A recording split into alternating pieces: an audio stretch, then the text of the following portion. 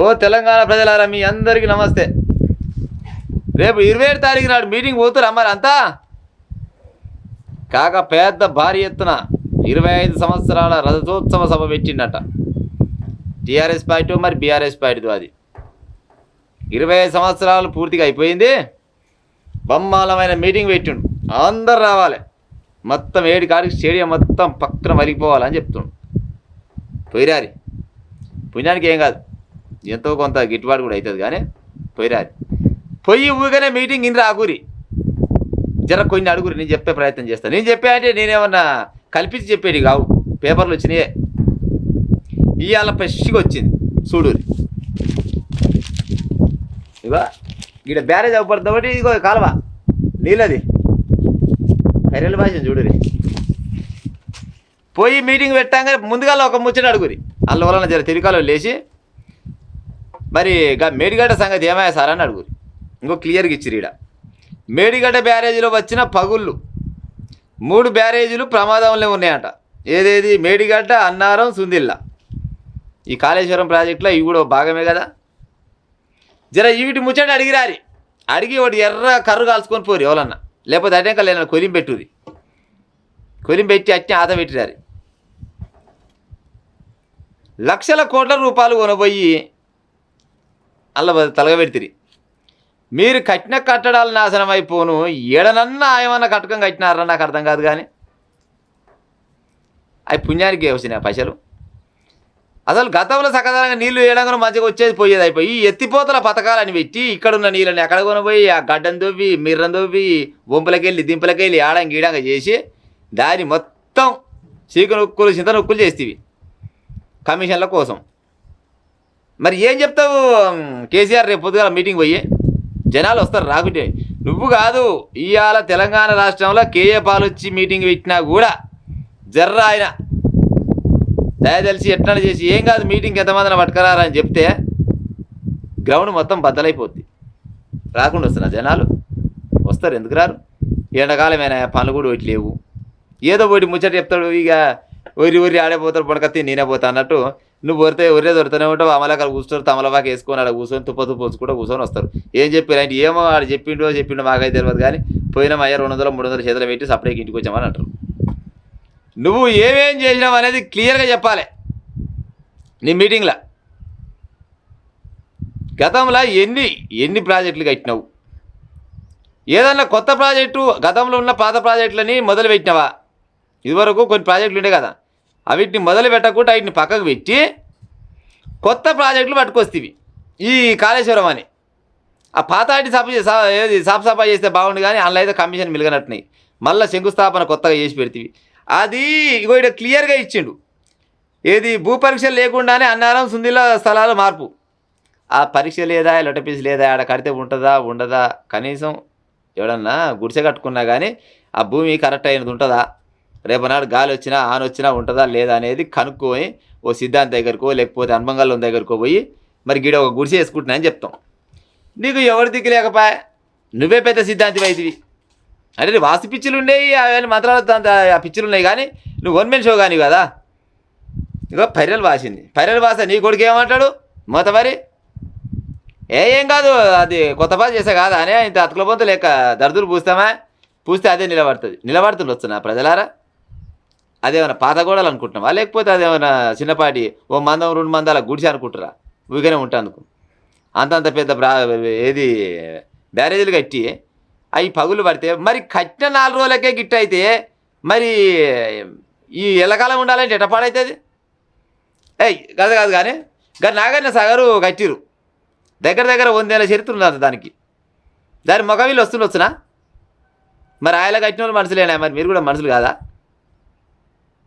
మరి అదేమో గట్టికుంది, ఇదేమో గిట్టుంది.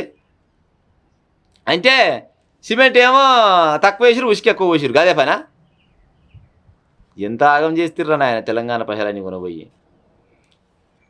3 మేడిగడ్డ, అన్నారం, సుందిల యథాతథంగా పనికిరావు, నష్టం విస్తృతం, సమగ్ర ఏదమ్మా ఈ చదువు పాడైపోయింది, నాకే దబ్బున ఏది పాడైపోయింది. కానీ నష్టం ఎక్కువ ఉందంట. మళ్ళీ రేపటి నాడు అవి బాగా చేసినా కానీ సెట్ కావంట ఈ ముచ్చట్లు. ఎట్లయితాయి? ఓ ఇల్లు లేకపోతే పందిరో అయితే బాగా చేస్తాం, కానీ అసవంటి బ్యారేజీలని మళ్ళీ బాగా చేయాలంటే అది ఇప్పుడంతా అయ్యే పైన. మీటింగ్ పెడుతున్నావు 27 తారీఖు మీటింగ్, ఏం పనికి పెడుతున్నట్టు? రేపు ఎలక్షన్లు ఉన్నాయి, సర్పంచ్ ఎలక్షన్లు ఉన్నాయి. ఇలా ఎట్లా మనం ఆడనో ఎన్నో కొన్ని సీట్లు పట్టుకురావాలని ఆలోచనతో పెడుతున్నావు, అంతే కదా. అంతకు మించింది అయితే ఏం లేదు కదా. నిన్న మన ఏం చేసినావు? బీసీ వాదం, నా బీసీలు, నా ఎస్సీలు, నా ఎస్టీలు అని చెప్పినావు. మళ్ళా అదేంది కులగణన చేస్తే మాత్రం వాళ్ళ మాత్రం పాల్గొనాలి. ఓ తెలంగాణ ప్రజలారా, కేసీఆర్ కుటుంబము మొన్న కులగణన సర్వే చేస్తే అందులో వాళ్ళు పాల్గొనలేదు, బీసీ గణన చేస్తే అందులో వాళ్ళు పాల్గొనలేదు. మరి బీసీ గణనలో పాల్గొనలేదు, మరి బీసీలకు న్యాయం ఏంటో చేసి పాడైతే చెప్పు మరి. సరే ఓ పని చేయి, ఇప్పుడు ఈ టీఆర్ఎస్ పార్టీ అంటే ఇంట్లో దాకా వాడుకురు, కానీ ఇప్పుడు బీఆర్ఎస్ పెట్టినావుగా, ఇప్పుడు బీఆర్ఎస్కు అధ్యక్షుని ఒక బీసీని పెడతావా? రేపు సభల ఏది ప్రకటించి రాదు? లేదా నీ కొడుకు చేసే పదవిని ఒక బీసీకి ఇస్తావా? ఇయ్యడు.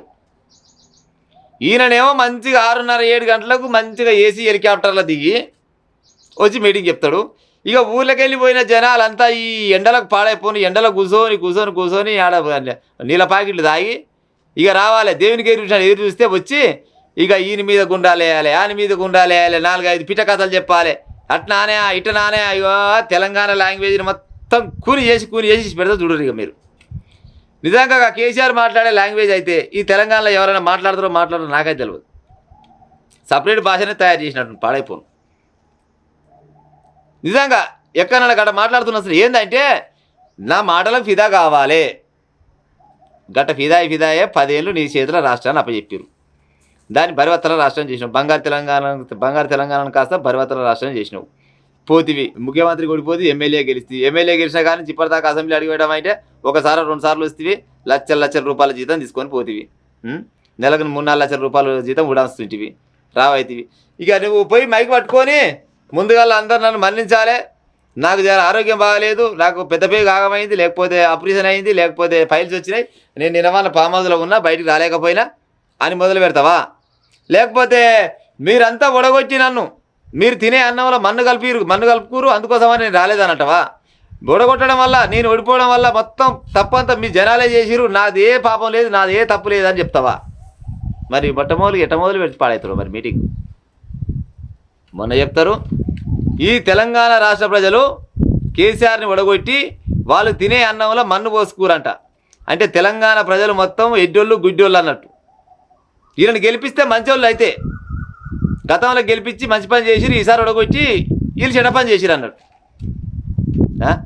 అల్లుడు దూరం అయిపోయిండు, బిడ్డ దగ్గరికి అయిపోయింది, బిడ్డ దగ్గర కాగానే కొడుకు కోపం వస్తుంది. వీళ్ళందరినీ ఎట్లా చేసి ఒక గ్యాదర్ చేసుకురావాలి, ఎట్లా చేసి ఒక సర్కిల్లో నిలబెట్టాలని ముసలోని ఏమంటారు ఆరాటం చాలా ఉంది. కానీ ఈరం ఇళ్ళకి పిల్లలు ముగ్గేసి అన్నట్టు వీళ్ళు ఇళ్ళలు కూడా పోతున్నా వెనకంగా ముగ్గేసుకుంటూ వస్తూనే ఉంటాయి. ఈ ఇళ్ళలు కూడా ఇళ్ళలు కూడా పోతే వెనకంగా రాసుకుంటా సిగ్గు అలికినట్టు ఎడపాడవుతుంది. ఈయన ఏదో చేద్దాం అనుకుంటుండు. ఒకవేళ చేద్దాం అనుకుంటే ఫామ్ హౌస్కి వెళ్ళి బయటకు వచ్చి జనాల సమస్యలు చూసి అవి గిట్ల కాదు గిట్ల అవుతుంది అని అంటే సకదానం. నేను ఎంతసేపటికి నేను ఫామ్ హౌస్కి వెళ్ళి బయటికి వెళ్ళను, డైరెక్ట్ వెళ్తే ఫామ్ హౌస్కి వెళ్ళి బయటికి వెళ్తే రేపు మీటింగ్కి వెళ్తాట్టుండి. ఇక అప్పటిదాకా వెళ్ళకాలం లేదు. ఇక వెళ్ళినట్టు ఏడు పేపర్కి అయితే వస్తలేదు, వస్తుందా? ఆల్రెడీ దిగొచ్చు డబ్బులు ఆల్రెడీ. ఇప్పుడు ఇక దగ్గరకు వచ్చింది కదా మీటింగు. ఇక లోకల్ లీడర్లు గల్లీ లీడర్లు జోరుగా పెడుతురు. మేము మీటింగు బరాబరుగా మంచిగా జరగాలి, మీకు వచ్చే జనాలంతా సురక్షితంగా ఆ మీటింగ్కి వచ్చి మళ్ళీ సురక్షితంగా ఇంటికి రావాలని మనసారా కోరుకుంటున్నాం. కానీ నువ్వు చేసిన పని చెప్పు. ఇవాళ ఇచ్చిండు ఈ బ్యారేజ్కి ఏం ఎక్కరకు కుంగిపోయింది, ఈ బ్యారేజీ ఏమెక్కరకు అంటే ఇది నాకు తెలియదు అంటారు చూడరు పక్క. అది నాకేమెరకనే ఆ కాంట్రాక్ట్ కట్టినోడు ఉపరాయనకి ఎరక, మేస్త్రీలకి ఎరక, మాల్ కల్పించిన వాళ్ళకి ఎరక. వాళ్ళు మాల్ కరెంట్ కలిపిరో కలపలేదో, లేకపోతే వాళ్ళు నీళ్ళు కరెంట్ పోసిరో పోలేదో అంటాడు. కానీ కట్టించింది వాళ్ళంటే మళ్ళీ నేనే కట్టించిన అని చెప్తాడు. మరి ఇదేంది? మంచిగుంటేనేమో ఈయన కట్టించినట్టు, గిట్ట కూలిపోయేసరికల్లా నాకే పాపం తెలియదు అన్నట్టు.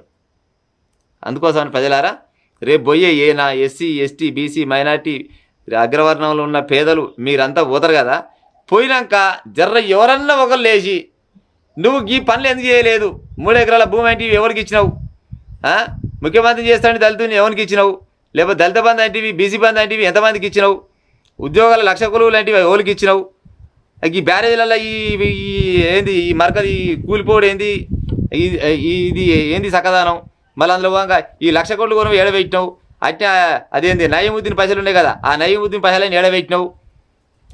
అదేంటి ధరణి పేరు మీద దోసుకున్న పైసలని ఎడబెట్టినావు, నీ కొడుకు కారు పంచాయలు ఉన్న పైసలని ఎడబెట్టినావు. జర ఇవన్నీ అడిగే ఉపాయం చెయ్యి. చేస్తే ఎట్లనే చేసి మరి సమాధానం ఏం చెప్తాడు. ఇక ఇదంతా నాకు ఏ పాపం తెలియదా, ఇదంతా కాంగ్రెస్ అడగమన్నట్టు ఆడు మొబైల్ కాంగ్రెస్ వాళ్ళు వచ్చినట్టు మన మీటింగ్కి వెళ్ళగొట్టి రాలని బయటికి ఈ తలాలు ఇంటెంత లేకుంటే ఎంత అన్నట్టు. లేకపోతే బీజేపీ వాళ్ళంతా ఇళ్ళకి వచ్చిరేమే వెళ్ళిపోయి బీజేపీ వాళ్ళు అన్నట్టు. రేపు వాడికి పోయే ప్రజలు జర్ర ఇక్కడ బువ్వ కట్టుకొని పోయి మీకు బువ్వ కూడా పెడుతున్నారు నాకు తెలిసి. ఎందుకంటే ఇక నిలవన్న సంపాదించిన పైలు కష్టం చేసి సంపాదించిన పైలు మసుకుని వాళ్ళ దగ్గర ఖర్చు పెడతారు. కానీ మీరు మాత్రం క్లియర్గా అడిగి రేపు మీ బీఆర్ఎస్ పార్టీకి ఒక బీసీని ముఖ్యమంత్రి చేస్తారని అడుగురి.